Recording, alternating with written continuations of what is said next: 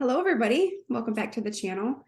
Today, I just wanted to really quickly go over how you can make your own astrology chart on a free website.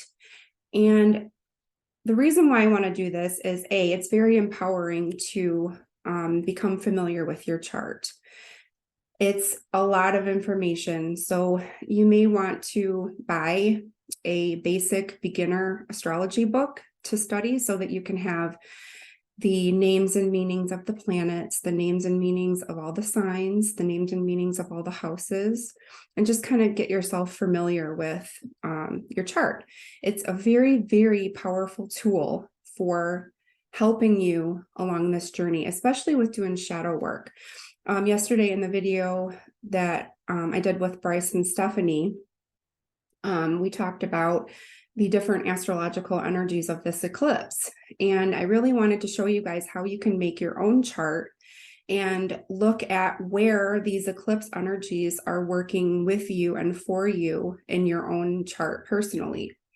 These eclipse energies are going to be with us for about a year. So, even though the eclipse is done, it happened yesterday, all of those energies don't just stay within the day. Especially eclipse energy, works with us for quite a long time. So I wanted you guys to see a free site, how to set up your own account and what to look for. So I'm going to share my screen and show you the site that I use.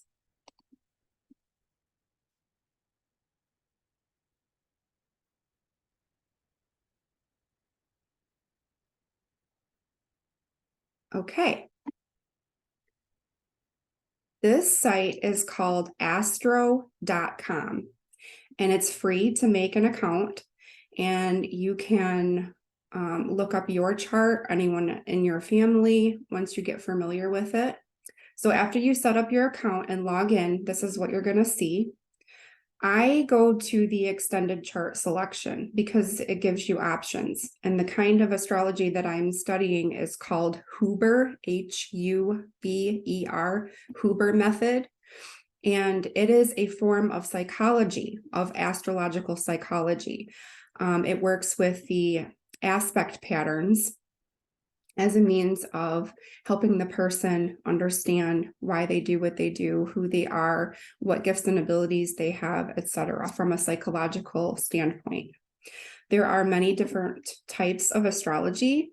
No one particular type of astrology is better than another. It's just a little different and offers you a different variety of information and insights. So I invite you to play around with it and see which one works best for you. So go ahead and click on the extended chart selection. And I wanted to familiarize you guys with this. I'm using my brother. He passed away, so I'm sure he's not going to mind if I use his chart as an example. So the chart type, I just picked the natal wheel because that's the most common. That's what we're used to. And the chart drawing style, there are different kinds on this website. There are many. And like I said, all of these are valid. No one is better than another. The type of astrology that I am studying just happens to be Huber. So I select the Huber style and show the chart. So this is my younger brother. Like I said, he passed away, so I'm sure he's not going to mind. Now, what I wanted to show you guys is where in your chart to look at where these eclipse energies are highlighting themes for you. So in my brother's chart here, Taurus is over here in the right hemisphere. And you notice that he doesn't have any planets or points in Taurus.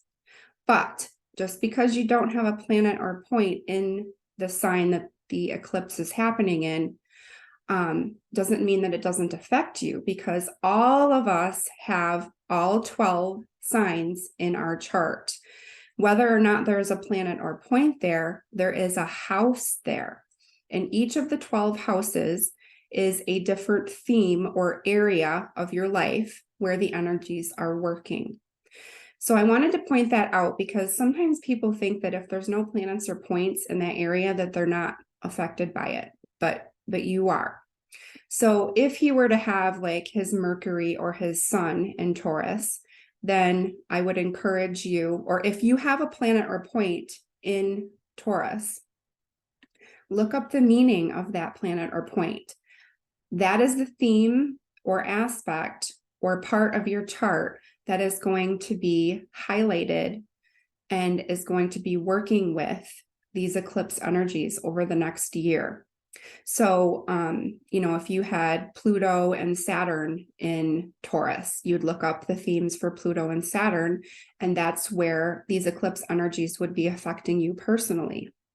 If you don't have any planets or points in this sign, like my brother, you look at the houses. So each of these hashes is a border for the house. So my brother has his part of his 5th house and part of his 6th house in Taurus. So what you would do then is go to a website and just type in the house meanings. I picked horoscope.com. There's many websites that can give you information on the definitions for houses and planets. So I just wanted to go briefly over this. So the 5th house for my brother is romance, play, and creativity. 6th house is daily routines, work, and health. So if he were still alive over this next year, the areas of his life that the eclipse energies would be working in would be romance, play, and creativity, and daily routines, work, and health. Another thing too, you can look more closely at are the degree points. So if you see these little hashtags all along this inner part here, each one of these hashtags represents a degree point. There are 30 degrees in each astrological sign. This eclipse is happening at 18 degrees of Taurus. So you just find, like, if you have a planet or a point that's somewhere in Taurus, depending on the degree that it lies, may be influenced more heavily or less heavily, depending on how close it is to the 18-degree mark. It's going to be affected if it's in the sign. But if you have a planet or a point that is very close to the did I say 18? I meant 16. It's the 16th degree of Taurus that the eclipse is happening. So you just look at these hashtags or hash marks and find where 16 degrees is. It's right about the halfway point. So I hope that was helpful for you guys.